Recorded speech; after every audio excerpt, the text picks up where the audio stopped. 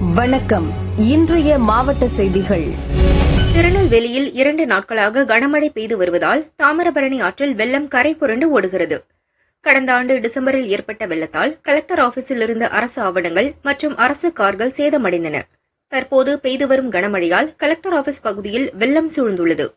இந்நிலையில் முன்னெச்சரிக்கை நடவடிக்கையாக கலெக்டர் ஆபீஸில் இருக்கும் அரசு ஃபைல்கள் மற்றொரு உயரமான கட்டிட ஆபீஸிற்கு மாற்றப்பட்டுள்ளது.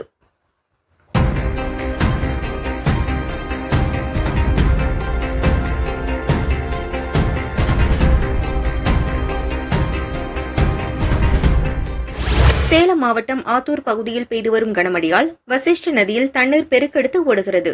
காட்டுக்கோட்டை தடுப்பணை பகுதியின் கீழே உள்ள பாறையில் அதே பகுதியைச் சேர்ந்த +1 படிக்கும் 4 மாணவர்கள் மீன்பிடித்துக் கொண்டிருந்தனர். ஆற்றில் திடீரென தண்ணீர் அதிகரித்ததால் 3 பேர் மட்டும் தடுப்பணை பகுதி வழியாக மேலே ஏறினர். ஒரு மாணவன் மட்டும் ஆற்றில் இருந்து வர முடியாமல் பாறை மீது ஏறி கூச்சலிட்டார். மற்ற 3 மாணவர்கள் பாறையில் இருந்தபடி கயிறு மூலம் மீட்க முயற்சி செய்தனர். ஆனால் வெள்ள நீரில் அவர்களும் சிக்கிக் கொண்டனர். ஆத்தூர் தீயணைப்புத் துறையினர் 4 மாணவர்களையும் கயிறு மூலம் பாதுகாப்பாக மீட்டனர். மாணவர்கள் நீர்நிலைகளுக்கு செல்வதை பெற்றோர் கண்காணிக்க வேண்டும் என தீயணைப்புத் துறையினர் அறிவுறுத்தினர்.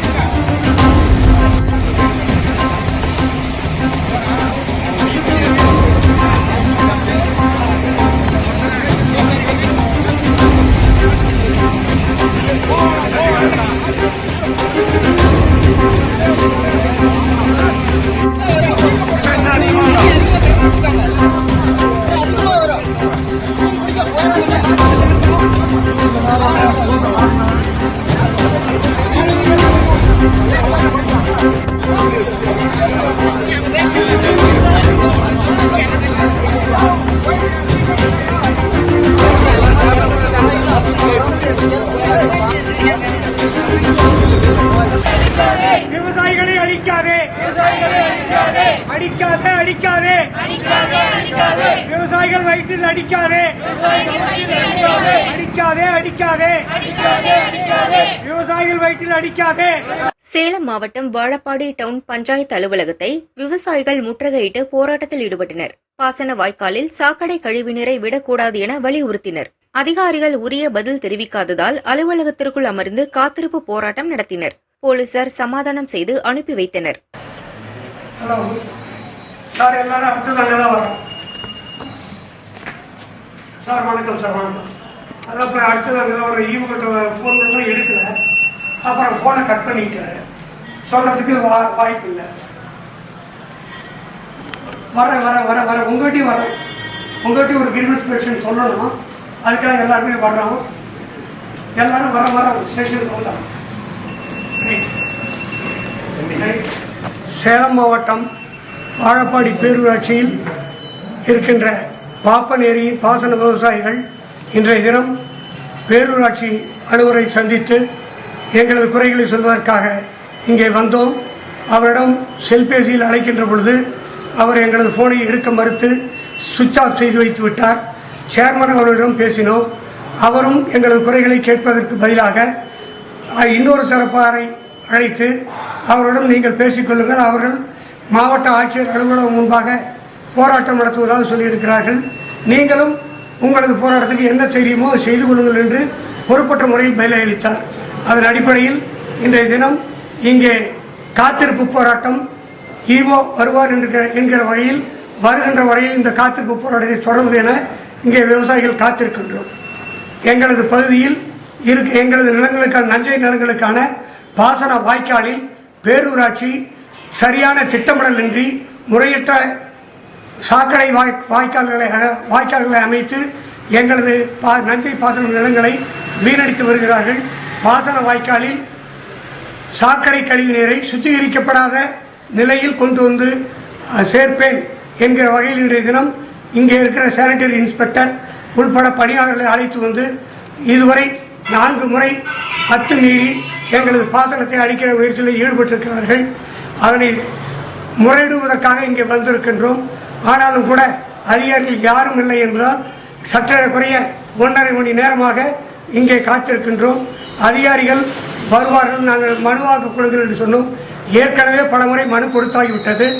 அதில் எல்லாம் சொன்ன வார்த்தைகளையும் மீறி இன்றைய தினம் பேரூராட்சி நிர்வாகம் இந்த நீர்ப்பாசன வாய்க்காலை அழிக்கிற முயற்சியில் ஈடுபடுவது வன்மையாக கண்டிக்கத்தக்கது.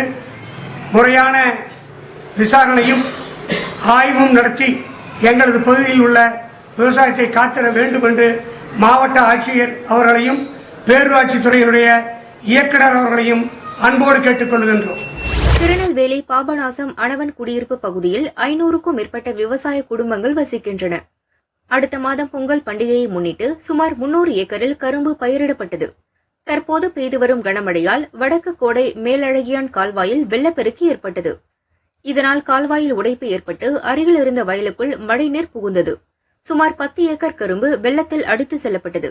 2 நாட்களாகியும் கால்வாய் உடைப்பை அதிகாரிகள் சரி செய்யாததால் பல ஏக்கர் கரும்பு வெள்ள நீரில் பாதிக்கப்படுகிறது. இதனால் அணவன் குடியிருப்பு விவசாயிகளுக்கு கடும் நஷ்டம் ஏற்பட்டுள்ளது. அரசு உரிய இழப்பீடு வழங்க கோரிக்கை விடுத்தனர்.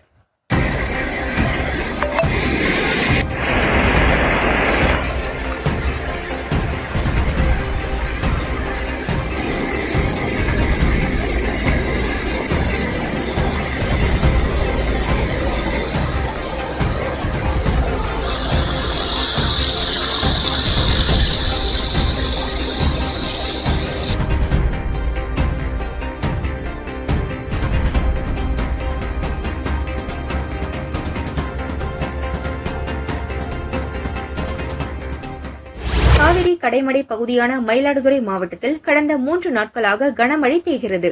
ஆறுகளில் தண்ணீர் கரை புரண்டு ஓடுகிறது. அணைக்கரையிலிருந்து கொள்ளிடம் ஆற்றில் நேற்று மாலை 8000 கன அடி தண்ணீர் உபரி நீராக வெளியேற்றப்பட்டது. இன்று காலை கூடுதலாக 18,000 கன அடி தண்ணீர் வெளியேற்றப்படுகிறது. மழை தொடர்ந்து பெய்வதால் படிப்படியாக தண்ணீர் அளவு மேலும் அதிகரிக்க வாய்ப்புள்ளது. இந்நிலையில் மழை நீருடன் அணைக்கரை தண்ணீரும் சேர்ந்து கொள்ளிடம் ஆற்றில் 30,000 கன அடி நீர் பழையாறு மீன்பிடி துறைமுகம் அருகே வங்கக்கடலில் வீணாக கலக்கிறது. இதனால் கொள்ளிடம் ஆற்றின் கரையோர மக்கள் கால்நடைகளை பாதுகாப்பாக வைத்துக் கொள்ளவும், ஆற்றில் இறங்கி குளிக்கவோ, துணி துவைக்கவோ, ஆற்றை கடக்கவோ கூடாது என மாவட்ட நிர்வாகம் எச்சரித்துள்ளது. மழைக்காலங்களில் கொள்ளிடம் ஆற்றின் வழியே பல லட்சம் கன அடி நீர் வீணாக கடலில் கலப்பதை தடுக்க கொள்ளிடம் ஆற்றில் ஒவ்வொரு 10 கிலோமீட்டர் தூரத்திற்கும் ஒரு தடுப்பணை கட்ட விவசாயிகள் வலியுறுத்தினர். திருவாரூர் மாவட்டத்தில் நீடாமங்கலம், ஒளிமதி, சித்தமல்லி, பனங்களத்தூர், வையக்களத்தூர், பச்சைக்குளம், ரிஷியூர் மற்றும் சுற்றுவட்டார பகுதிகளில் கனமழை வெளுத்து வாங்கி வருகிறது. நடப்பாண்டு சம்பா மற்றும் தாளடி சாகுபடி பணிகள் மேற்கொள்ளப்பட்ட ஆயிரக்கணக்கான ஏக்கர் பரப்பளவிலான நெற்பயிர்கள் மழை நீரில் மூழ்கியுள்ளது. இதனால் விவசாயிகளுக்கு பெரும் நஷ்டம் ஏற்பட்டுள்ளது. பாதிப்புக்கு காரணம் நீடாமங்கலம் பகுதியில் உள்ள ஆறுகளை ஒட்டியுள்ள வடிகால்கள் தூர்வாரப்படாததால் வயல்வெளிகளில் தேங்கும் மழைநீர் வடிய வழியில்லை.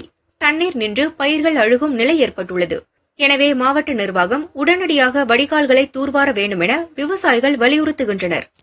நீடாமங்கலம் பகுதி முழுமைக்கும் பச்சைக்குளம், ரிசூர், காலாச்சேரி, பூவனூர், சித்தமல்லி, அதுபோல ஒளிமதி ஊராட்சி, வையகளத்தூர், ஒளிமதி, கப்பலோடையான், பழங்காலத்தூர், அனுமந்தபுரம் எல்லா பகுதியும் 1000 கணக்கான ஹெக்டேர்கள் பாதிக்கப்பட்டிருக்கிறது. விவசாயம் நீரில் மூழ்கி விவசாயிகளுடைய கண்ணீரால் பாதிக்கக்கூடிய சூழ்நிலை, விவசாயி முற்றிலும் அழிஞ்சு போய் உள்ள சூழ்நிலை ஏற்பட்டிருக்கு.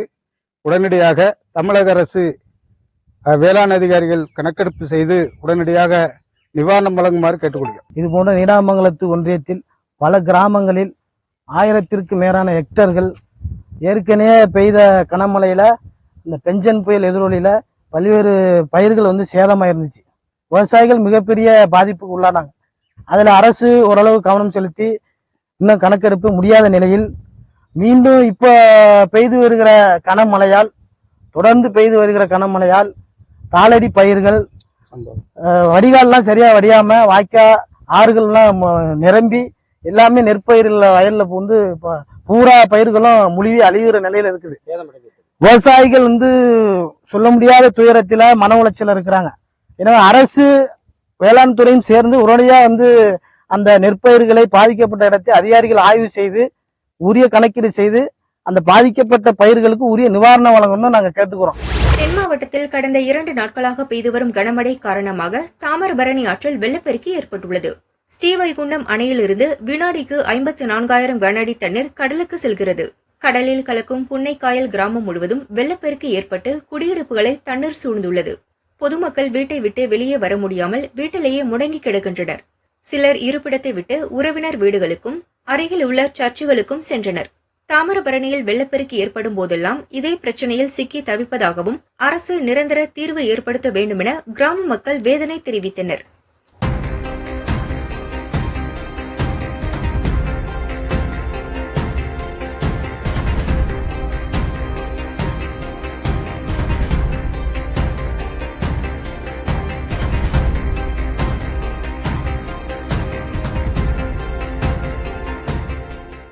தூத்துக்குடியில் இரவு பெய்த கனமழை காரணமாக நகரின் பல்வேறு பகுதிகளில் மழைநீர் குளம் போல் தேங்கியுள்ளது. இதற்கு கலெக்டர் அலுவலகமும் தப்பவில்லை. ஒட்டப்பிடாரம், வாகைக்குளம் உள்ளிட்ட பகுதிகளில் பெய்த மழைநீர் காட்டாற்று வெள்ளமாக தூத்துக்குடி கலெக்டர் அலுவலகத்தை சூழ்ந்தது. கலெக்டர் அலுவலக வளாகம் முழுவதும் இடுப்பளவு தண்ணீர் தேங்கி நீச்சல் குளம் போல் காட்சியளித்தது. கலெக்டர் அலுவலக பணியாளர்கள் அலுவலகத்திற்குள் செல்ல முடியாமல் தவித்தனர். அவசர பணியில் ஈடுபடும் ஊழியர்கள் தவிர பெண் ஊழியர்கள் அனைவரையும் வீட்டிற்கு திரும்பிச் செல்ல மாவட்ட நிர்வாகம் உத்தரவிட்டது. அதைத் தொடர்ந்து பெண் ஊழியர்கள் கலெக்டர் அலுவலகத்தில் இருந்து வெளியேறினர். வாணியம்பாடியில் கிறிஸ்துமஸ் தினத்தையொட்டி நடைபெற்ற சமத்துவ விருந்தில் நடிகர் சரத்குமார் கலந்து கொண்டார். நாங்க இணைஞ்ச பிறகு தேர்தலை சந்திச்சோன்னு ஒரு லிஸ்ட் போட்டு கொடுத்துட்டோம். அது இந்த லிஸ்ட் முழுமையாக ஏற்றுக்கொள்ளப்படும் என்று உறுதியளித்திருக்கிறார்கள். நாங்கள் பயணித்துக் கொண்டிருக்கிறோம், சிறப்பாக செயல்பட்டுக் கொண்டிருக்கிறோம். விஜய் யார் கூட கூட்டணி இருப்பார் அவசியம் கிடையாது, கணிப்பு சொல்றேன் எனக்கு தெரியாது. தினமும் நீங்க பாத்தீங்கன்னா பல இடங்கள் கொலை குற்றங்கள் நடந்து கொண்டிருக்கின்றன. 8 பைக்ல ரீசெண்டா பார்த்தீங்கன்னா போரூர்ல சகோதரர்கள் எல்லாமே நிறைய கத்தியை ஆட்டிகிட்டே போறாங்க, ஒருத்தர் வெட்டி சாச்சிட்டு. இந்த மாதிரி சம்பவங்கள் மக்கள் மனதிலே ஒரு பீதி வந்து விடுகிறது. தெருவில் போகும்போது ஏதாச்சும் இன்னைக்கு ஒரு பகை இருந்திருக்கும், அந்த பகையை வெட்டிடுவானோ, ஆகவே உடனடியாக அவங்களுக்கு கண்டுபிடித்து தண்டனை கொடுக்க வேண்டும். அதாவது நீதிமன்றங்களும் உடனே 45 நாளுக்குள்ள அவங்க வெளியே வரதுக்கான பேல்லாம் கொடுக்காம சில வழக்கறிஞர்கள் அவங்களுக்கு ரெப்ரசன்ட் பண்ணாம இருக்கிறது நல்லது. ஏன்னா குற்றம் நிரூபிக்கப்பட்டால் தான் தண்டனை என்றிருந்தாலும் செய்தவர் இவர் என்று சிசிடிவி மூலமா கண்டுபிடித்த பிறகு அதை தீர விசாரித்து உடனடியே தண்டனை கொடுத்தாதான் அந்த சட்ட ஒழுங்கும் சிறப்பாக இருக்கும், நாடு அமைதியா இருக்கும். அல்லூர்ஜன் என்னன்னா முதல்ல ஒரு விழாவுக்கு ஒருத்தர் செல்கிறார் என்று சொன்னா அந்த கூட்டம் இருக்குன்னா அந்த கூட்டம் வருது என்று சொன்னா நிச்சயமா போலீஸ் ஸ்டேஷனுக்கு தெரிஞ்சிருக்கும். அந்த அன்பு சகோதரி முன்னாள் கவர்னர் தமிழிசை சொல்லியிருக்காங்க. அதே தான் என்னுடைய நோக்கம். என்னன்னா அங்க ஒரு இவ்வளவு கூட்டம் வருதுன்னா எதுக்காக கூட்டம் வருதுன்னா அட்லீஸ்ட் அந்த தியேட்டர் ஓனர் சொல்லியிருப்பாரு, அல்லு அர்ஜுன் அவர்கள் வருகிறார்கள் என்று சொல்லியிருப்பார்கள். அப்ப வரும்போது போலீஸ் பந்தோபஸ்து அவர் கேட்டிருக்காரு. அப்ப கட்டுக்கடங்காத கூட்டம் தான் எங்களால் பாதுகாப்பு வழங்க முடியாது, ஆகிய அல்லு அர்ஜுன் அணுகி நீங்க வராம இருக்கிறது நல்லது என்று சொல்லியிருக்க வேண்டும். அந்த பிறகு அப்படி சொல்லும் போது அவர் தான் அதுக்கு குற்றவாளி என்று கைது செய்திருப்பது எந்த விதத்தில் நியாயம் என்று கேட்கின்றேன். அங்க வீரத்தீர சாகசங்கள் நடக்கும் போது 5 பேர் செத்தாங்க. அப்ப யாரை கைது பண்ணுவீங்க? ஏர் மார்ஷலை கைது பண்ணுவீங்க? இல்ல. ஆனா அது நாம் பாதுகாப்பு வழங்கி இருக்க வேண்டும். வழங்க தவறிவிட்டோமோ இல்லை, அது சரியான நேரத்தில் உரிய நேரத்தில் சொல்லவில்லையோ, யார் மேலும் குற்றச்சாட்டு அது தேவையா என்பது எனக்கு புரியவில்லை.